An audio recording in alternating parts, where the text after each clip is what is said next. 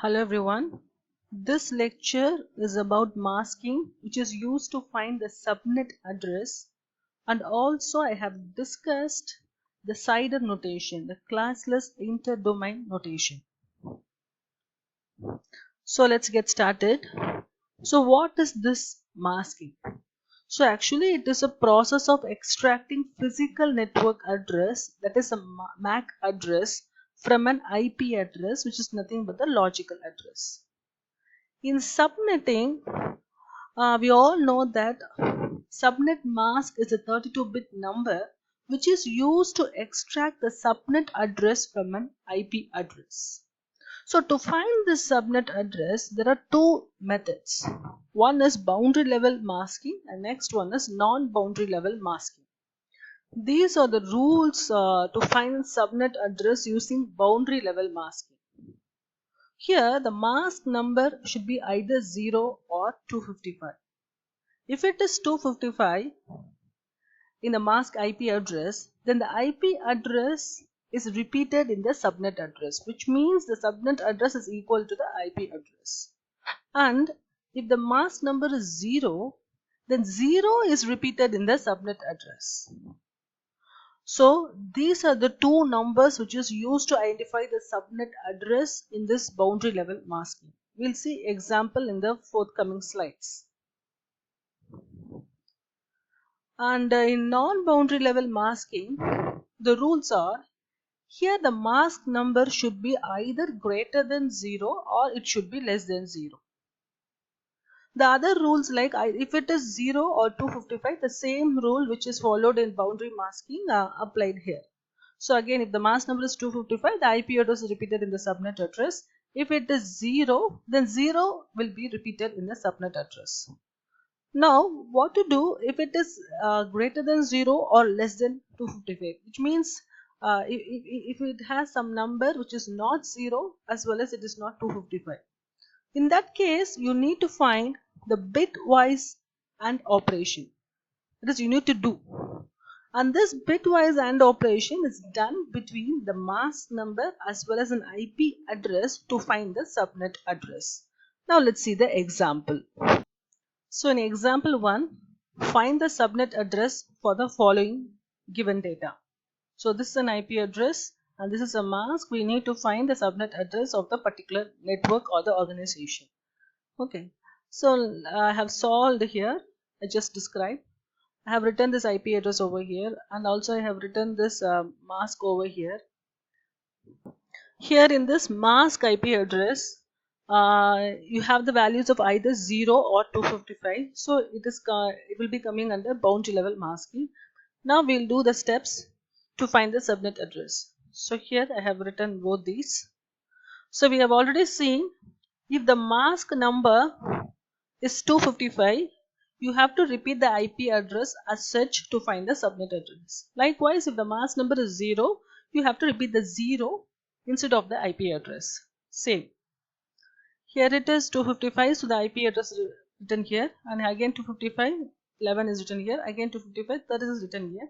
Here it is 0. If it is 0, you have to replace the byte of this subnet address with 0. Now let's see the other example. Here again these two values comes under boundary level masking, whereas here these values are not actually this value is not 255 or 0, which means it is greater than 0 and less than 255, so it is accepted under non-boundary. Now let's do how to find the subnet address using these two IP address. So the method is, you need to do the bitwise AND operation between the mask number as well as an IP address. So in bitwise AND operation, if the 2 bits of the corresponding byte is 1, then the 1 will be the resultant.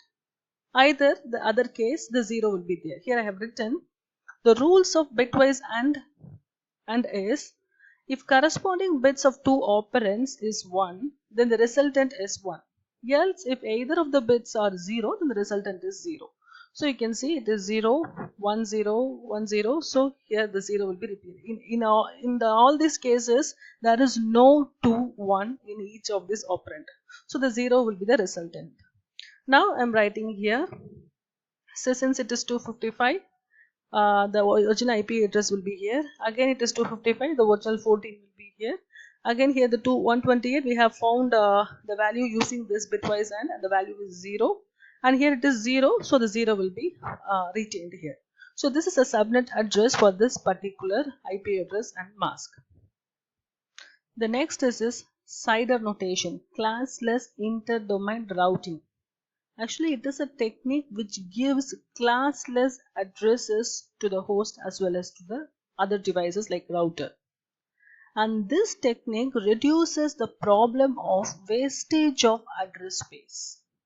Actually, it was developed as an alternative to the traditional subnetting method. Now we'll have the definition.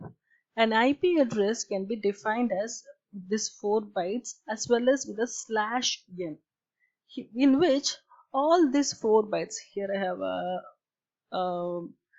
actually you have to replace this here, so I have modified the same notation. So here these 4 bytes, it defines one of the addresses, that is an IP address, and this /n defines a network prefix, and this /n will gives you the CIDR notation.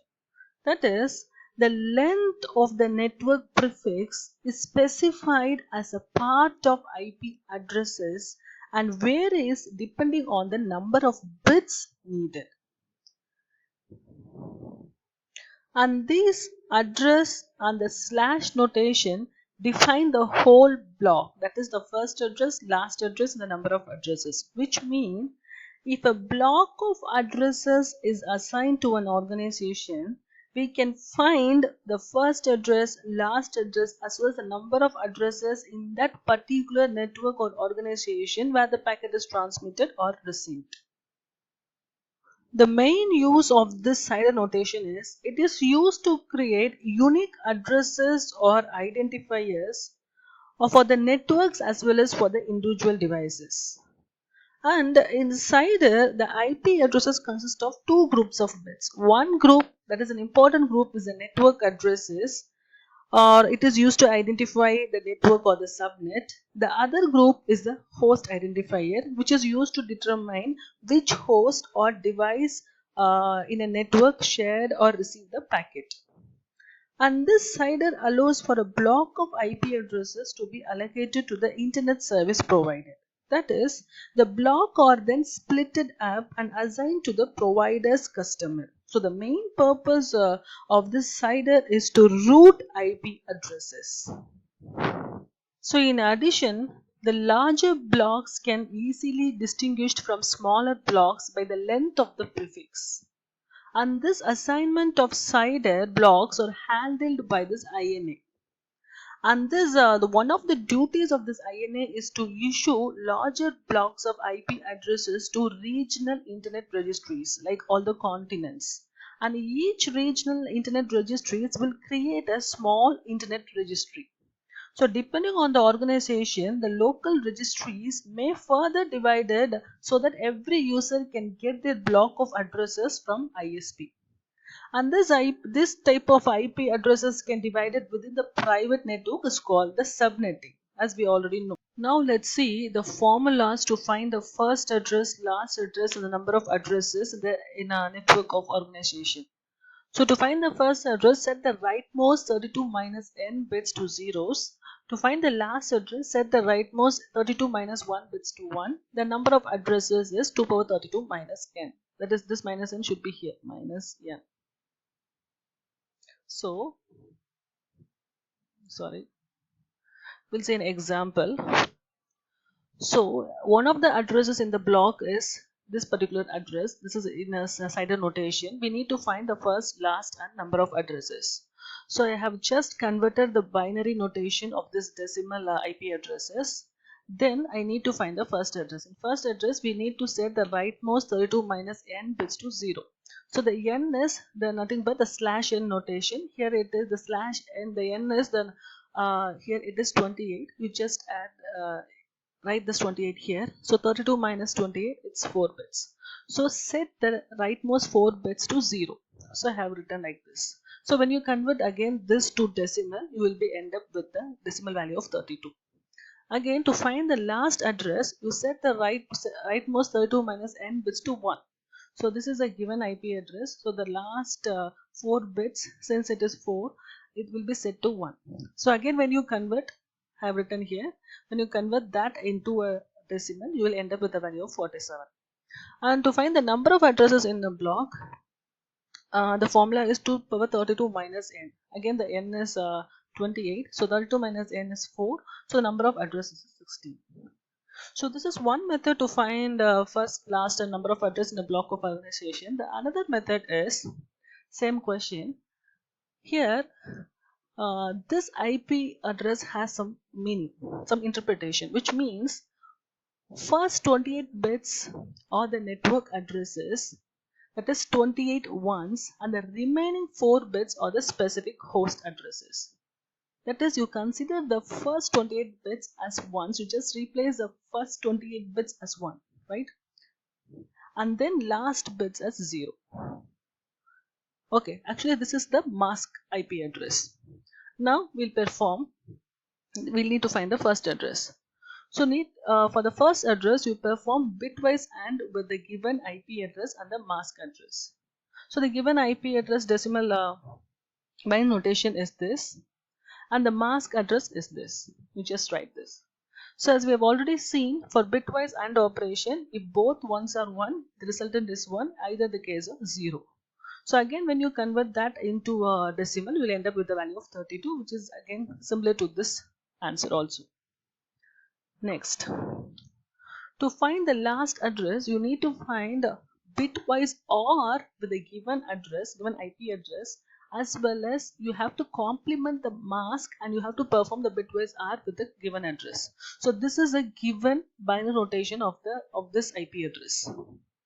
Now the mask value is this. Now you have to complement this mask value. Complement in the sense you convert this 1s to 0 and 0 to 1.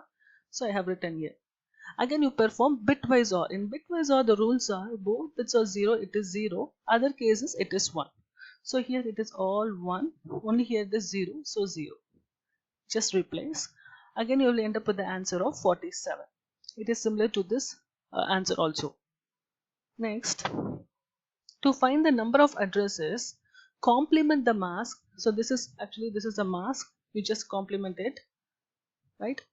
Complement the mask and convert that to decimal and add 1. So this is a complementary values of the mask IP address. So when I convert this into decimal, I'll end up with the value of 15. Then you have to add 1. So 15 plus 1, 16. So in both methods, the answers are same. So like this, we can find the first, last, and number of addresses in a block of address which is given to a particular organization. Thank you for hearing and listening.